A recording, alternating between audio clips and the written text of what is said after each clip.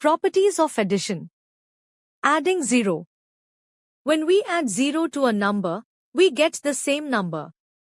4 apples and 0 apples make 4 apples. 4 plus 0 is equal to 4.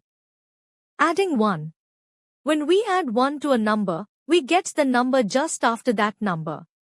4 apples and 1 apple make 5 apples. 4 plus 1 is equal to 5. Order of addition. When we change the order of addition of two numbers, we get the same number as the sum. Example: 2 apples and 3 apples make 5 apples. 2 plus 3 is equal to 5. 3 apples and 2 apples make 5 apples. 3 plus 2 is equal to 5.